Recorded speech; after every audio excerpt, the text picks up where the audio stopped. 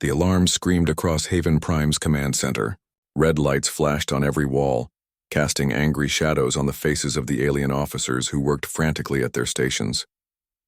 Commander Veltar stood in the center of it all, his forearms moving quickly across multiple control panels at once. His blue skin had turned pale with stress, and his large black eyes showed the kind of fear that comes when death is knocking at your door. "Shield status report," Veltar shouted over the noise.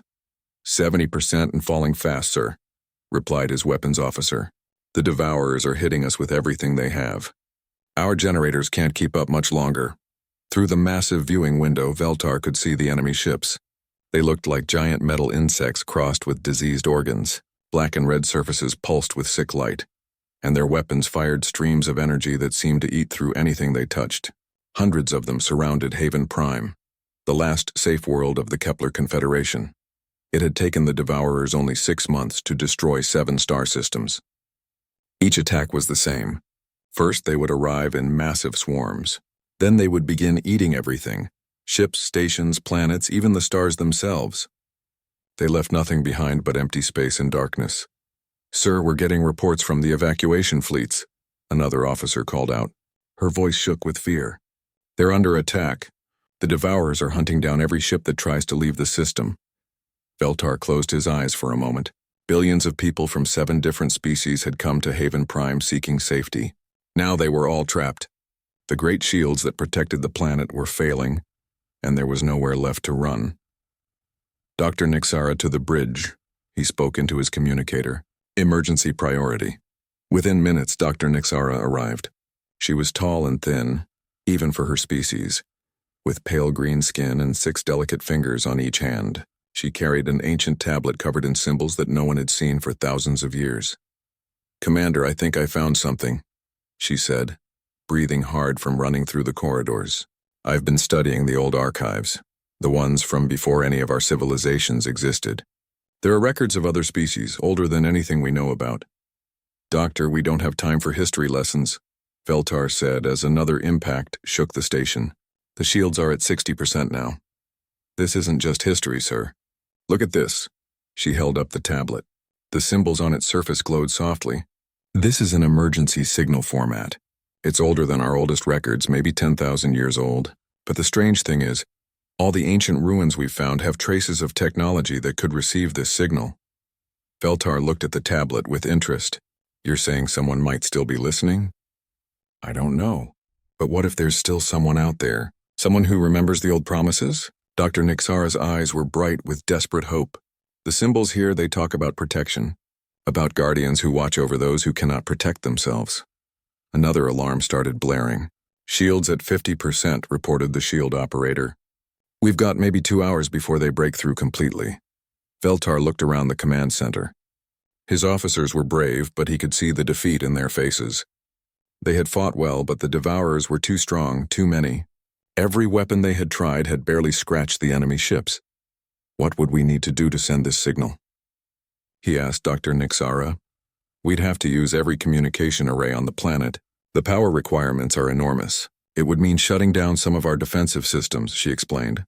"Sir, that's crazy," his tactical officer interrupted. "We need every bit of power for the shields.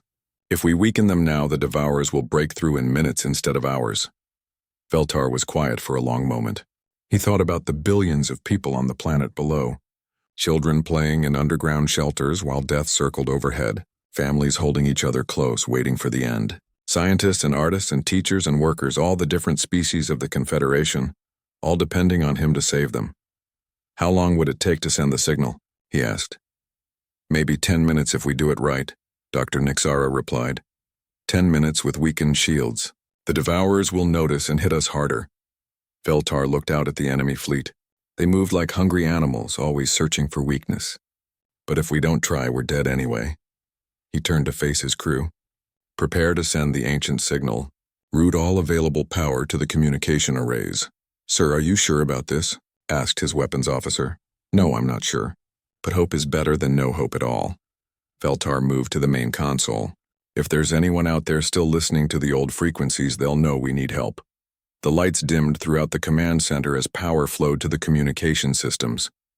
The shields flickered and their strength dropped to 30%. Immediately, the Devourer ships began moving closer, sensing the weakness.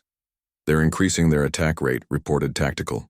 "We've got incoming missiles from 12 different directions." "Dr. Nixara, how much longer?" Feltar asked. "Almost ready, sir. The signal is forming now." She worked quickly at her station, her 6 fingers dancing across controls that most people couldn't even understand. The Devourer weapons hit the weakened shields and they dropped to 20%. Sparks flew from control panels as the station shook violently. "Signal is ready to transmit, sir," Dr. Nixara called out. Send it now." Veltar gripped his command chair as another impact nearly threw him to the floor. "Signal transmitted on all ancient frequencies," Dr. Nixara announced. "It's done." The shields were down to 15%.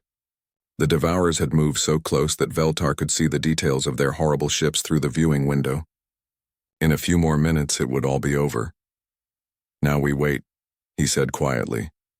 But deep in space, far beyond the reach of their sensors, something had heard the call. Ancient systems that had slept for thousands of years began to wake up. Lights flickered on in the darkness. Engines that had been silent since before the Kepler Confederation existed started to hum with power. The Guardians were stirring, and they remembered their promises. Deep in the void nebula, something massive began to move. For 10,000 years it had drifted silent and dark among the gas clouds, looking like nothing more than a large asteroid, but now light started flickering across its surface. Ancient metal groaned as systems came online for the first time in millennia. The ship was enormous, bigger than most space stations. Its hull was black as space itself, covered with armor that had weathered countless battles. Along its sides, symbols glowed with blue fire. These were human letters spelling out a name: Iron Phoenix. Inside the ship's command center, a figure appeared. He looked solid, but light passed through him in strange ways. Admiral Deho had been dead for over 8,000 years, but his mind lived on in the ship's computers. His consciousness stirred as the emergency signal reached the ancient receivers. "Status report," he said, his voice echoing through empty corridors.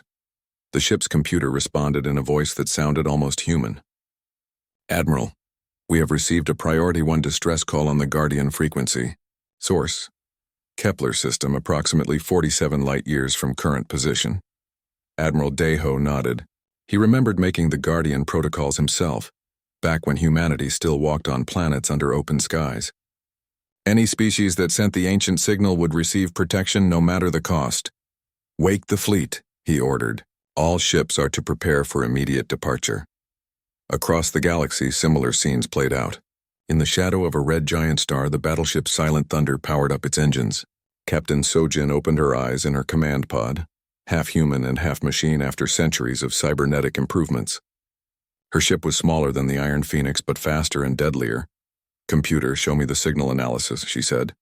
Data flowed directly into her mind through neural links. She saw the desperation in the transmission, felt the fear of the beings who had sent it. The Devourers were attacking again. Sojin's artificial heart pumped faster with anger. She had fought those monsters before in the old war. She had hoped never to see them again. "Set course for the Kepler system. Maximum speed," she commanded. In an abandoned solar system where the star had long since burned out, Engineer Bowman woke from cryosleep aboard the mobile Fortress Earthbreaker. His ship was the largest of all, a flying weapons factory that could build an entire fleet while traveling through space. Ice crystals fell from his skin as the warming systems brought him back to life.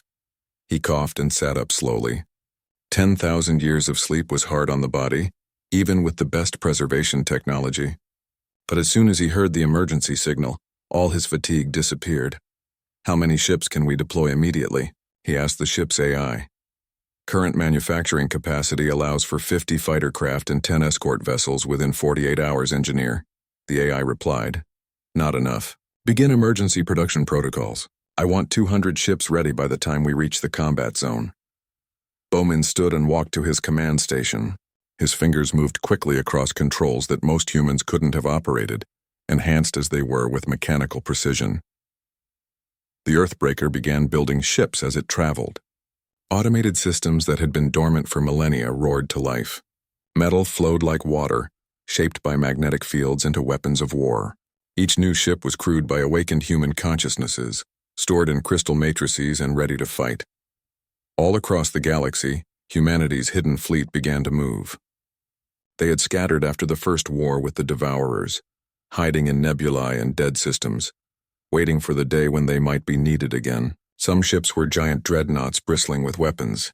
Others were small and fast, designed for stealth missions.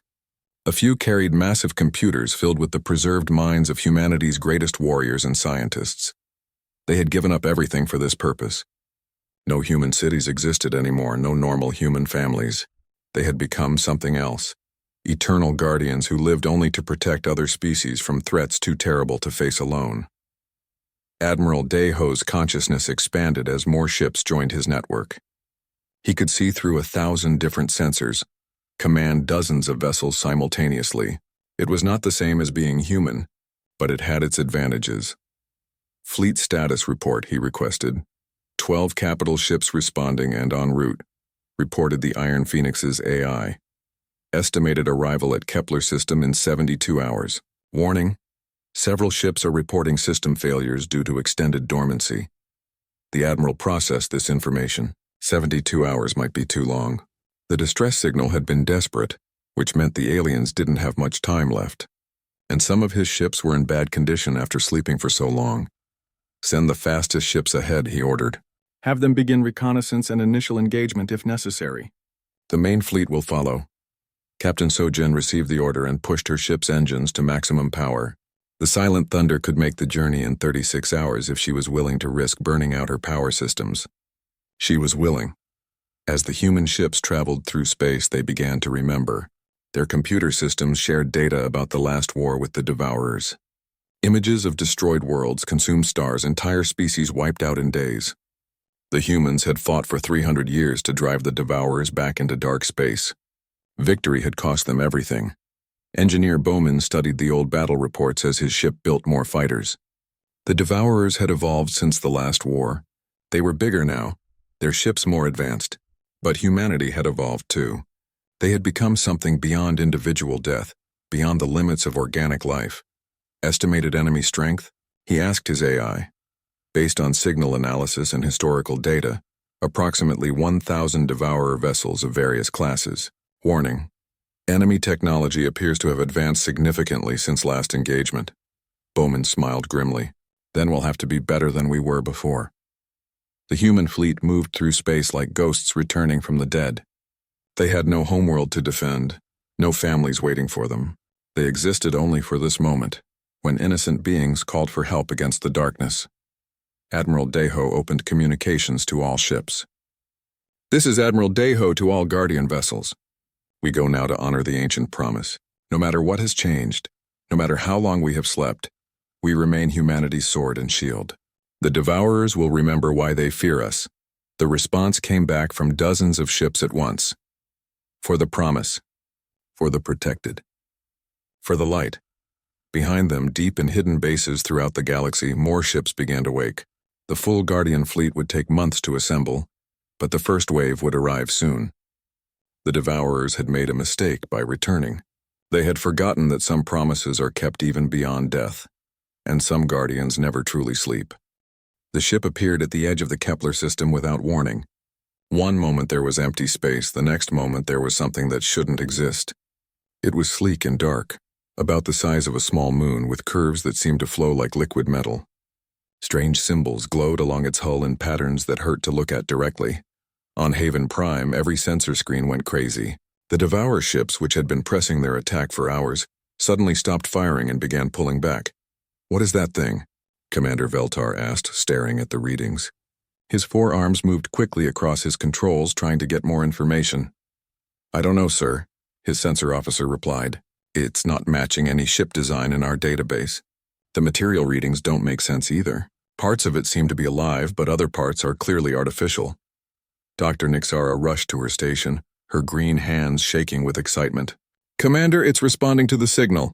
The ship is transmitting on the ancient frequency." "What's it saying?" Veltar demanded. Before Dr. Nixara could answer, every communication system on Haven Prime activated at once.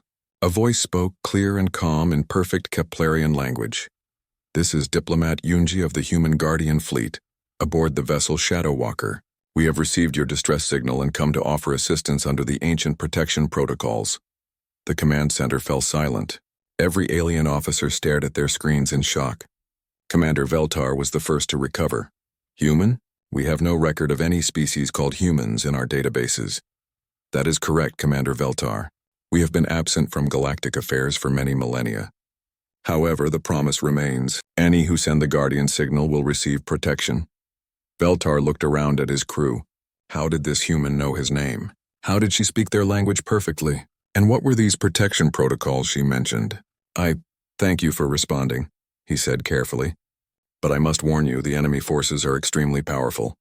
They have destroyed entire star systems. Your single ship, however advanced, cannot stand against 1,000 Devourer vessels.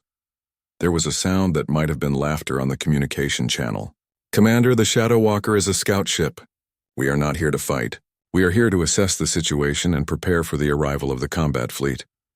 On the human ship, Diplomat Yunji stood in a control room that seemed to be grown rather than built. The walls curved organically, covered with symbols that shifted and changed as she watched.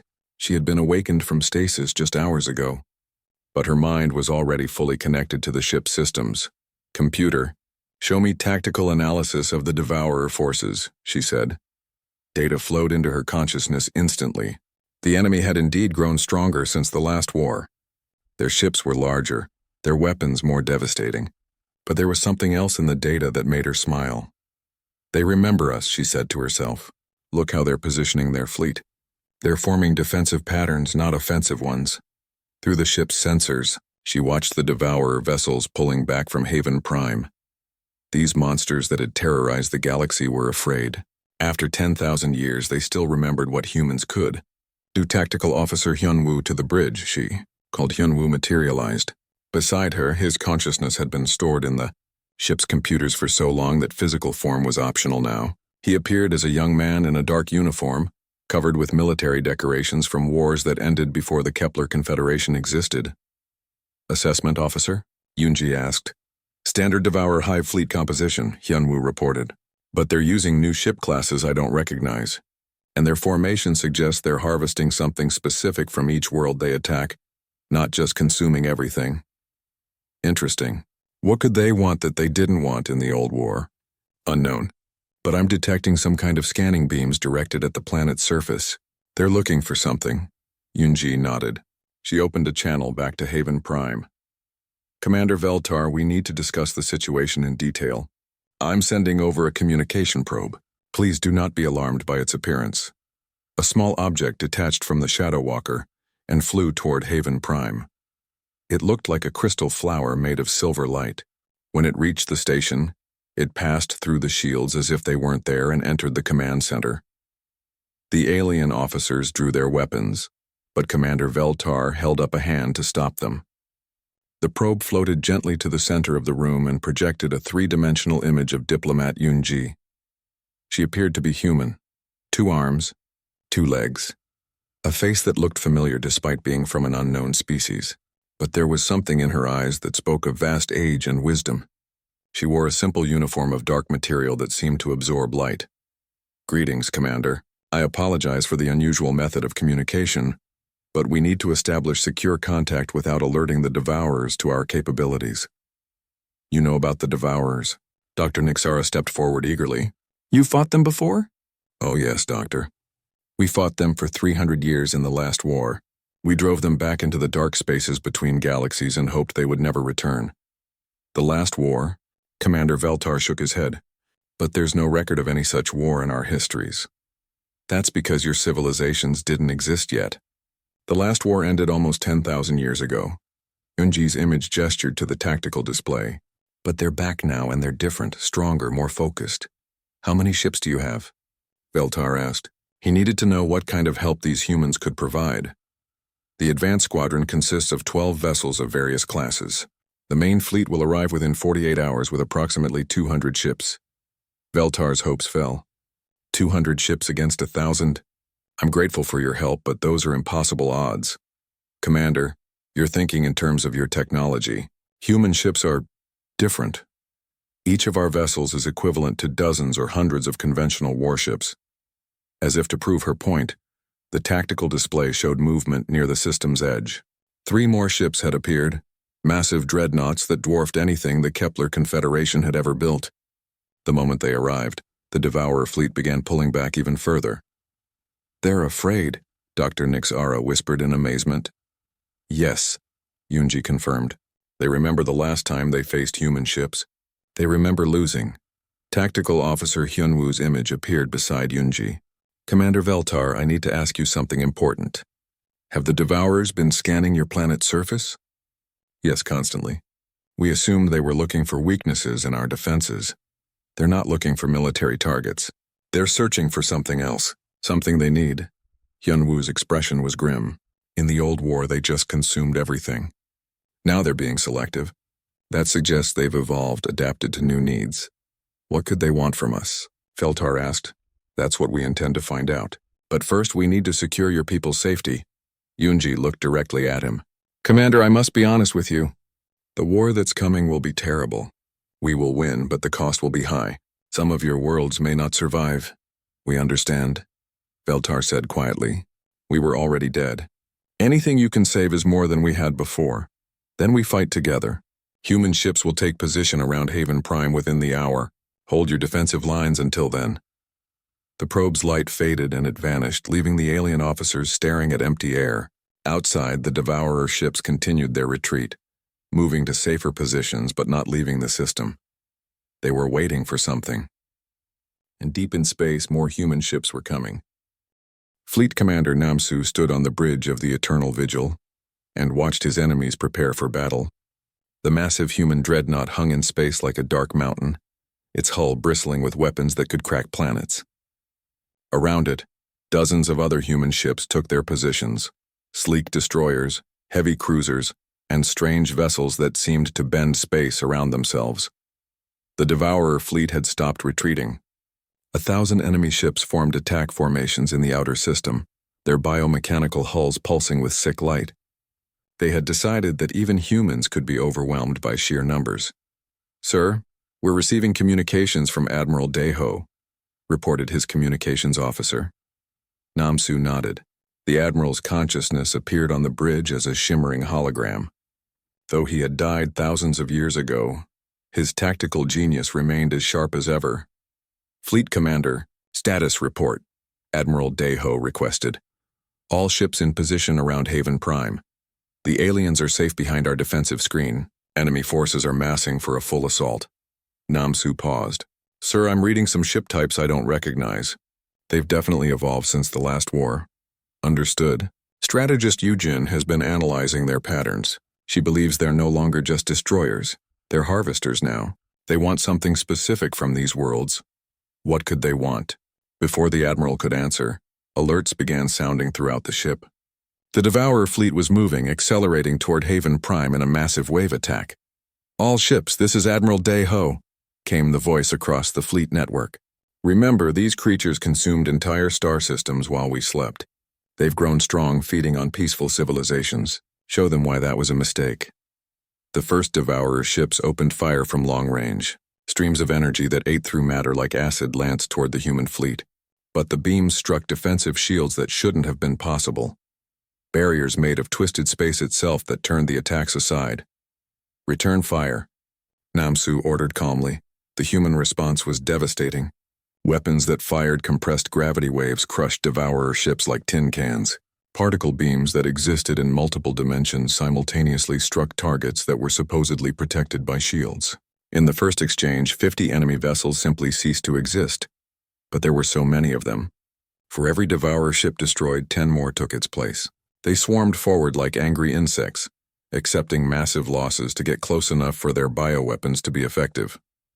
"Sir, they're using suicide attacks," reported the tactical officer. "Devourer ships are ramming our destroyers." Namsu watched 3 of his smaller vessels disappear under waves of enemy ships. Each human ship took dozens of Devourers with it, but the math was still against them. "Deploy the special weapons," he ordered. Across the human fleet, ships began to change. Hull sections slid apart to reveal weapons that had been hidden for millennia. The Eternal Vigil's main gun extended from its bow, a massive cannon that seemed to be made of crystallized space. Dimensional lance, Target the enemy command cluster, Namsu said. The weapon fired. Reality tore open like fabric, and a beam of pure nothing struck the center of the Devourer formation. Space itself screamed as the attack passed through multiple dimensions at once. When the beam faded, 200 enemy ships had been erased from existence. On the bridge of the Silent Thunder, Captain So-Jin felt the battle through her neural links. Her consciousness flowed through the ship's systems, making her reactions faster than any biological being could achieve. Computer, analyze enemy biosignatures, she commanded. Data flowed into her mind. The Devourers had indeed changed. Their ships now carried organic components that hadn't existed in the old war. Some kind of harvesting mechanism. They're not just eating matter anymore, she realized. They're collecting something else. Something from living beings. She opened a communication channel to Admiral Deho. Sir, I think I know what they want. They're harvesting consciousness, the spark of life itself. That's why they're being selective now. They need thinking beings, not just raw materials. The Admiral's response was immediate. That explains their new tactics. They can't just destroy these civilizations, they need to capture them alive. The battle raged around Haven Prime for hours. Human ships used weapons that seemed like magic to alien observers. Gravity wells that crushed enemy formations. Time distortion fields that aged attacking ships to dust in seconds. Quantum mines that existed in probability clouds, exploding whenever an enemy ship had the highest chance of being destroyed. But the Devourers kept coming. Their biomechanical ships could regenerate damage, grow new weapons, even reproduce by splitting apart. And they had learned from the last war. Some of their vessels carried human technology, stolen and perverted for their own use. Engineer Bomin watched the battle from his mobile factory ship, the Earthbreaker. His vessel couldn't fight directly. It was too large and slow. But it could build reinforcements faster than the enemy could destroy them. Production status? He asked his AI. Current output, 12 fighter craft per minute, 1 escort vessel every 10 minutes. Warning, raw material supplies dropping rapidly. Bowman made a difficult decision. Begin mining operations on the outer planets. Convert all available matter to ship production. Automated systems reached out from the Earthbreaker and began consuming asteroids, moons, even small planets. The matter was broken down to its basic atoms and rebuilt into weapons of war. It was destructive but necessary. Sir, we're getting reports from other sectors, his communications officer announced. The Devourers are attacking human installations throughout the galaxy. This isn't just about the Kepler Confederation, it's a full-scale war. Bowman nodded grimly. He had expected this. The Devourers wouldn't make the same mistake twice. They were trying to prevent humanity from fully awakening its sleeping fleets. In the Crimson Nebula, 50 light-years away, another battle was already raging. 3 human dreadnoughts held a defensive line, while 17 alien worlds evacuated behind them. The ship's crews had been dead for millennia, but their preserved consciousnesses fought on with mechanical precision. Strategist Yu Jin coordinated the multidimensional battle from her command ship, the Voidwalker. Her consciousness existed simultaneously in dozens of different probability streams, allowing her to see every possible outcome of the war. Admiral, the enemy is making a critical error, she reported to Deho. They're spreading their forces too thin. They think they can overwhelm us with numbers, but they're giving us opportunities to defeat them in detail. Explain, the Admiral requested. They're attacking on 17 different fronts simultaneously, but we don't need to defend every system. We just need to save the civilizations. If we allow them to take empty worlds while we concentrate on protecting populated ones, we can turn their strength against them. It was a cold calculation, but necessary. Some worlds would be lost to save others. It was the kind of decision that humans had been making for 10,000 years as the galaxy's hidden guardians. The battle for Haven Prime reached its climax as the Devourer reserves finally arrived. Massive hive ships, each one the size of a small moon, emerged from the dark spaces between stars. These were the queens of the swarm, ancient creatures that had survived since the First War. All ships, this is Admiral Deho, came the voice across the human fleet. The enemy's true strength is revealed. We will now show them ours. Deep in space, something vast began to move. The Iron Phoenix, Admiral Deho's flagship, had been hiding behind a dimensional veil. Now it emerged in all its terrible glory. A ship the size of a small continent, its hull covered with weapons that could destroy solar systems. The sight of it sent waves of terror through the Devourer fleet. They remembered this ship. They remembered what it had done to them in the old war, but this time would be different. This time, humanity would not stop until every last Devourer was driven back into the darkness where they belonged. The silence after battle was always the hardest part. Admiral Deho's consciousness drifted through the Iron Phoenix's computer systems, surveying the damage to his fleet. 17 human ships had been destroyed in the final assault, taking with them thousands of preserved human minds that could never be replaced. The Devourers were gone, driven back into dark space once again. But the cost had been terrible. Not just for humanity, but for the galaxy itself. 12 star systems lay in ruins. Billions of beings had died before the human fleet could reach them. Status report, the Admiral requested from Fleet Commander Namsu. Enemy forces completely routed, sir. No Devourer ships remain in this sector of the galaxy. But our losses... Namsu's voice carried the weight of command. The silent thunder took critical damage. Captain Sojin's consciousness matrix is barely stable, and the Earthbreaker has consumed 3 entire star systems worth of raw materials. Admiral Deho processed this information. Each human ship lost was irreplaceable. They had no homeworlds to build replacements, no normal population to crew them. Every vessel was a piece of humanity's soul made manifest in metal and energy. On Haven Prime, Commander Veltar stood in his repaired command center and looked up at the human ships that still protected his world. They were magnificent and terrifying at the same time, weapons of such power that they could reshape reality itself. Dr. Nixara, have you finished your analysis of the human technology? He asked. The scientist looked up from her workstation, her green skin pale with exhaustion. Commander, I don't think we can even understand most of it. Their ships use principles of physics that we haven't discovered yet. Some of their weapons appear to manipulate time itself. And their crews? That's the strangest part. Most of the ships are crewed by the preserved consciousnesses of humans who died thousands of years ago. They gave up physical existence to become eternal guardians. Veltar was quiet for a long moment. He had seen many forms of sacrifice in his military career, but nothing like this. An entire species transforming itself into something beyond normal life, all to protect others they had never met. Sir, we're receiving a communication from the human flagship, his communications officer announced. Put it through. Admiral Deho's image appeared in the command center. To Veltar, he looked tired despite being a hologram. The burden of commanding such a war for so long showed even in a digital consciousness. Commander Veltar, we need to discuss your people's future, the Admiral said. The Devourers are gone for now, but they will return. They always return. How long do we have? Veltar asked. Perhaps 1,000 years. Maybe more. They need time to rebuild their strength after this defeat. The Admiral paused. But when they come back, they will be even stronger than before. Dr. Nixara stepped forward. Admiral, your people have sacrificed so much to protect us. What can we do to help? That is what we need to discuss. You have 3 choices before you. The Admiral's image gestured and 3 holographic displays appeared. First, you can return to your previous existence. We will continue to watch over you from the shadows, as we have watched over thousands of other species. You will be safe, but you will never know when the next threat might come. The first display showed the Kepler Confederation rebuilding, expanding, living normal lives under humanity's invisible protection. Second, you can join our vigil, become part of the Guardian Network. It will mean giving up much of what you consider normal life, but you will help protect the galaxy from threats like the Devourers. The second display showed alien ships fighting alongside human vessels, their crews working together as partners in the Eternal Watch. Third, you can choose independence. We will give you the knowledge to defend yourselves, but you will face future threats alone.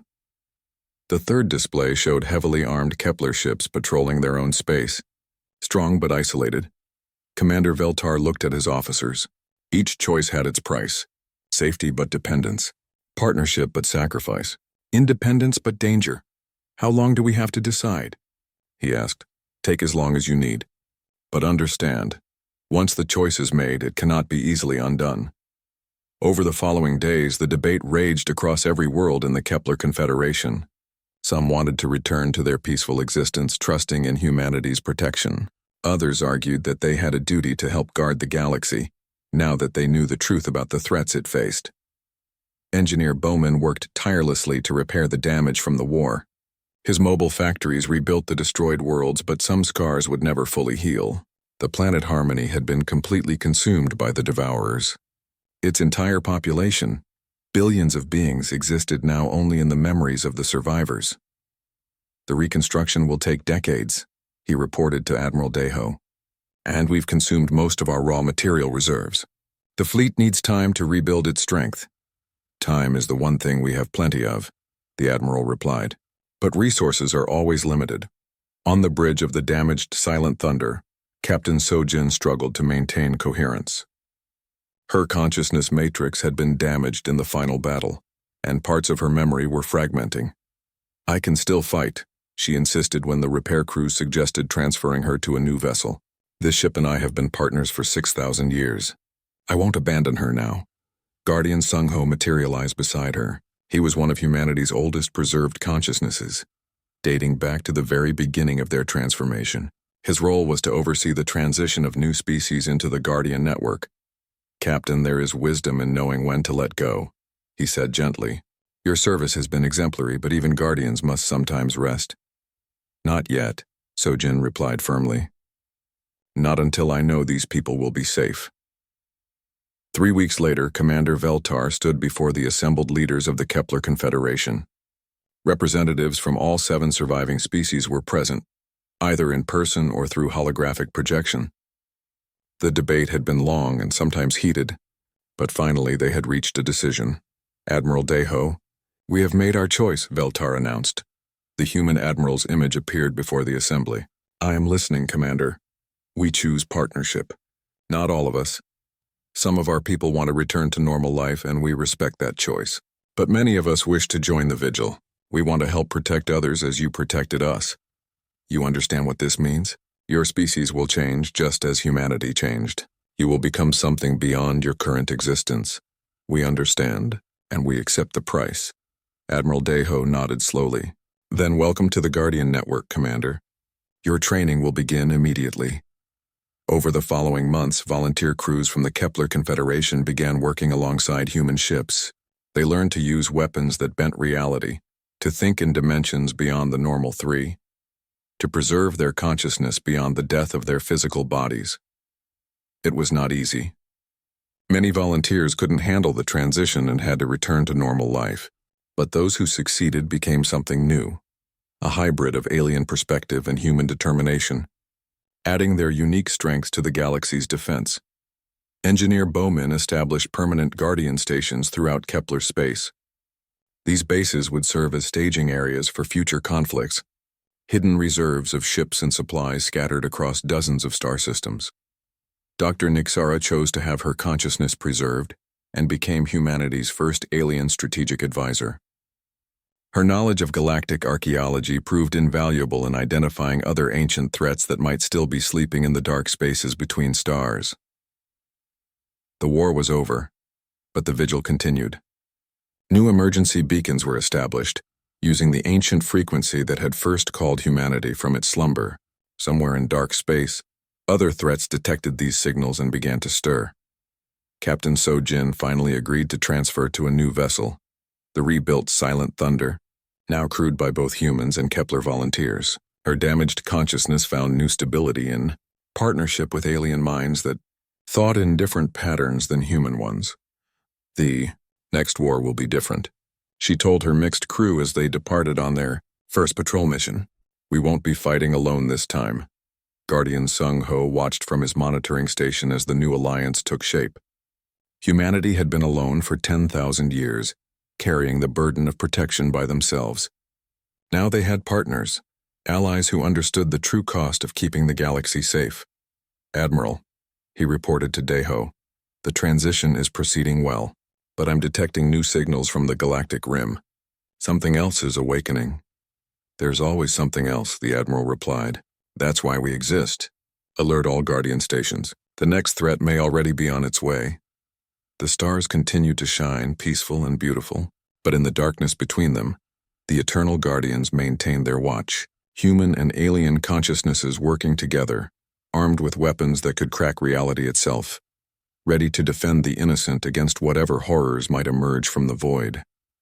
The vigil never ended. It never would. And that was exactly how humanity wanted it.